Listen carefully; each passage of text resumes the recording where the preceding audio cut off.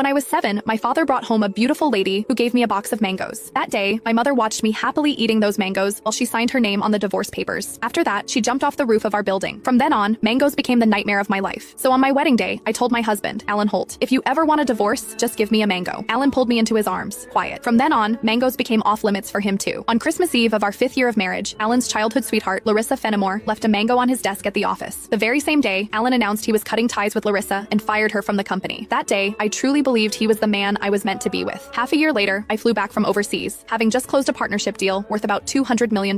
At the celebration dinner, Alan handed me a drink. After I had finished half the glass, his so-called childhood sweetheart, the woman who had been kicked out of the company, stood behind me with a big grin and asked, "Does the mango juice taste good?" I stared at Alan in disbelief, and he was trying hard not to laugh. "Don't be mad. Larissa insisted I played a little joke on you. I didn't actually give you a mango. I just gave you a bottle of mango juice. But I think she's right. The fact that you don't eat mangoes is a real problem. You were really enjoying that juice just now." My face went cold. I lifted my hand and threw the rest of the mango juice in his face, then turned around and walked away. Some things are never a joke. I wouldn't kid around with mangoes or divorce. Ms. Mendez, your stomach condition flared up again because of stress and emotional triggers. If there's something you really don't like to eat, you mustn't force it down again. The next time might not just be a stomach ache. We might have to remove part of your stomach. Stay in the hospital for observation for 1 day and contact your family as soon as you can. When I heard the doctor say that, I went completely quiet. For the sake of a new project, I had been overseas for 39 straight days, working day and night, and I finally made it back in one piece. I never expected that at the celebration dinner, one glass of mango juice from Alan would land me right in a hospital bed. Out of habit, I tapped open my pinned chat on WhatsApp, typed 2 words, and then realized something felt off. Looking closely, I confirmed that it was Alan Holt. He had just changed his profile picture. Now, it was a green mango. While I was staring blankly at the chat window, Alan's call came through. He sounded cold. "I'm already home. Where are you?" I said nothing. Any other time, I would soften my voice and act like a spoiled little girl with him. But tonight, I honestly didn't know what to say. Alan sounded annoyed. "Myra, how long are you planning to keep this up?" "I'm at the hospital." Alan went quiet. He had never shown much interest in my health. He would never have guessed that one glass of mango juice from him would send me straight to the emergency room. "Stay put at the hospital. I'm coming over right now." I didn't want to deal with him, but my body was so weak that I didn't feel like moving at all. Time dragged by. The doctor came in to check on me 3 different times, and Alan still didn't show up. Right before I went to sleep, I glanced at my phone one last time and saw Larissa Fenimore's new post on her social feed. Every time I get hurt, my knight in shining armor shows up. I'm so lucky. The picture under it was a shot of Alan putting a bandage on her. Larissa's profile picture was a yellow mango. It was pretty, but it made me sick. Alan and I had known each other for 10 years, and he had always known exactly where my bottom line was. After so many years in business, he also knew perfectly well how to keep a proper distance from other women. But now, he kept crossing that line again and again. In that case, our marriage and the newest project I had negotiated no longer needed to exist. I had closed a $200 million